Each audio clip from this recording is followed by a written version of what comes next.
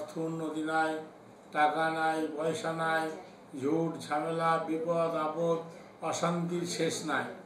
10 টাকা আয় তো 20 টাকা ব্যয়, আর্থিক কষ্ট, আর্থিক দুঃখ, অনাটন, রোগ ব্যাধি, বিপদ আপদ, ঝুট ঝামেলা, একদম ঘর ভরে গেছে। কিছুতেই শান্তি পাচ্ছি না, শান্তি পাচ্ছি না, শান্তি পাচ্ছি। দুটো যে ভাত খাবো তাও টাইম মতো খেতে পারি না, এত অশান্তি। আজকে মা অসুস্থ, কাল বাবা অসুস্থ, ছেলে অসুস্থ, বউ অসুস্থ, ভাই অসুস্থ, আত্মীয় স্বজন অসুস্থ, অসুস্থর শেষ নাই। এখান থেকে মুক্তি পাওয়ার উপায় কি একটু বলে দেন। দেখুন, আমি সবাইকে বলি উত্তর দিকের মাটি আনবেন, বাড়ির উত্তর দিকের একটু মাটি আনবেন। সেটা আমি মন্ত্র পড়ে দেখতে পাই সেই মাটির মধ্যে কোথায় কিছু ক্ষতি করা আছে কিনা।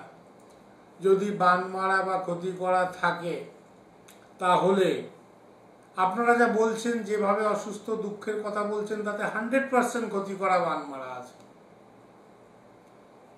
দোকানে যাবেন, মুদিখানার দোকানে গিয়ে বলবেন রাই শস্য, রাই শস্য, রাই শস্য নেবেন 50 গ্রাম।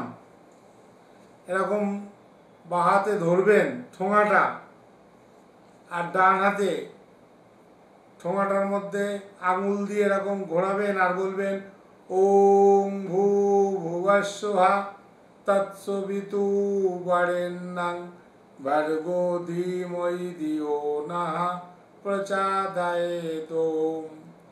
ওং ভূ ভুবস্সুহা তৎসবিতু বরেণ্যং ভর্গো ধীমহি ধিয়ো নঃ প্রচোদয়াৎ। ওম ভূ ভুবস্সুহা তৎসবিতু বরেণ্যং ভর্গো ধীমহি ধিয়ো নঃ প্রচোদয়াৎ। এইভাবে 3 বার, বেশি বাড়াবাড়ি হলে 7 বার, আরও বেশি বাড়াবাড়ি হলে 21 বার, আরও বেশি বাড়াবাড়ি হলে 54 বার, আরও বেশি বাড়াবাড়ি হলে যদি কেউ মারা যায়, এমন অসুস্থ হয়ে মারা গেছে, তাহলে 108 বার মন্ত্র পাঠ করুন। যদি মন্ত্র পাঠ না করতে পারেন, ইউটিউব থেকে বা ফেসবুক থেকে আমার এই মন্ত্রটা শুধু ওই রাই শস্যটা হাতে ধরে আঙুল দিয়ে এরকম নাড়াবেন, আর মন্ত্রটা আপনি মোবাইল থেকে শুনে নেবেন, তাতেও কাজ আপনার 100%। এটা করার পরে আপনার বাড়ির চারদিকে গোধূলি লগ্ন, অর্থাৎ ঠিক সন্ধে লাগছে ভাব, সেই সময় বাড়ির চারদিকে ছড়িয়ে দেবেন। কি পরিধান করবেন, পরনে কি বস্ত্র থাকবে, চান করে নিয়ে একটি গামছা পরে, চান করে নিয়ে একটি গামছা পরিধান করে বাড়ির 4 কোণায় সন্ধেবেলায় ছড়িয়ে দেবেন। যদি কেউ কি জিজ্ঞেস করে, কোনো উত্তর দেবেন না যে কি করছি, কারণ সে বুঝে নিতে পারে। যারা ক্ষতি করে তারা আপনার বাড়ির দিকে ভালো করে নজর রাখে, সে বুঝে নিতে পারে যে হয়তো ক্ষতি কাটাচ্ছেন।